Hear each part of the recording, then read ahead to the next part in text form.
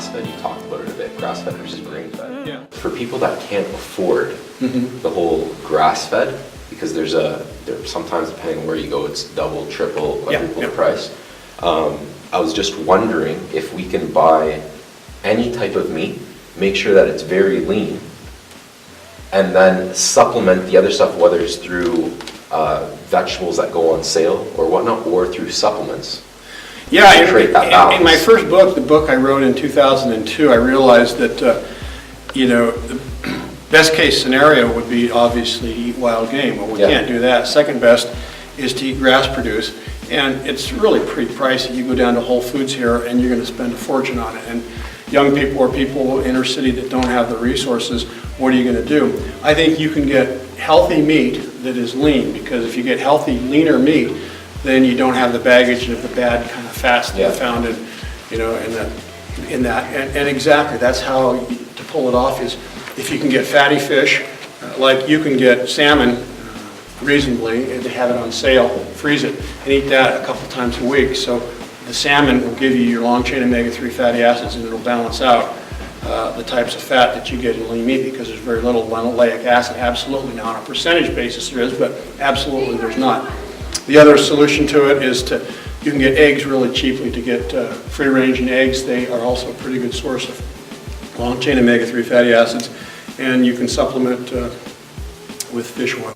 So do you think there's a difference in the actual connective tissue of the protein depending on what they eat? So you mentioned the C3, the C4, and when you eat berries or when you eat corn, would that have an impact on the quality of the protein itself outside of the fat, independently?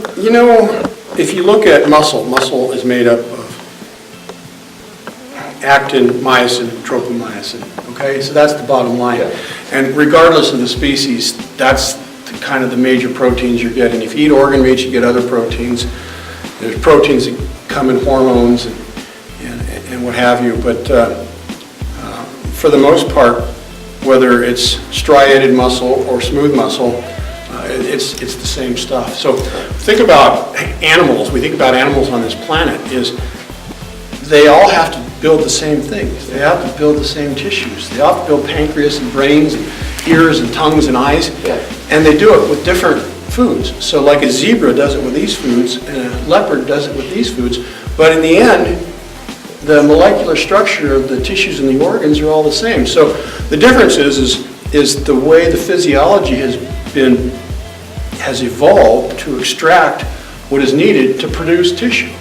We like to eat paleo, but we don't like to think paleo. Yeah. And you presented in your actual presentation a really cool slide where it showed the gut actually, the brain actually increases and the gut actually decreases as we evolve. So it's almost like ancestrally, they didn't really need to think as much because their gut did most of their thinking for them. And now it's like an inverse relationship.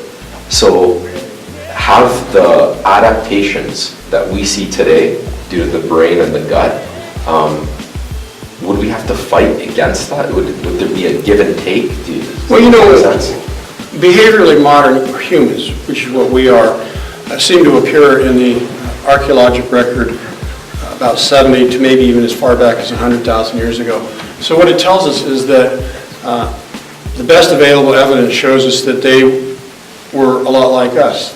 So at least in the way the brain functioned. Now culturally they weren't like us because they grew up in a different environment.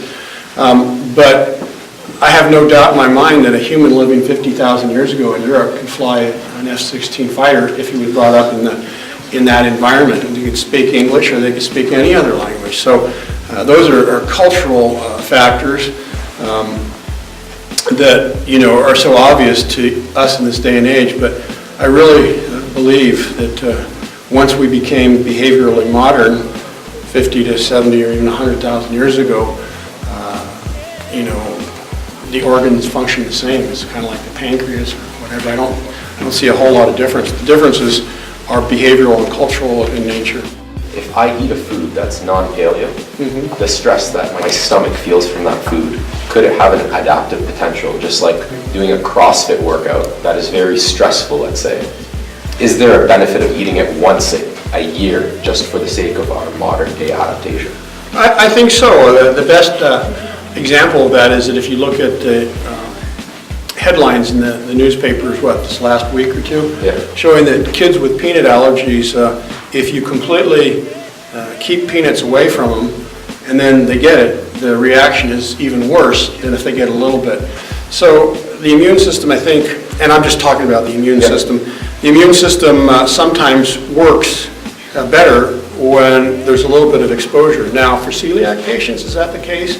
Probably not. And so we know that celiac patients can't take even a tiny little bit before experiencing adverse effects. So each case probably has to be examined on an individual basis.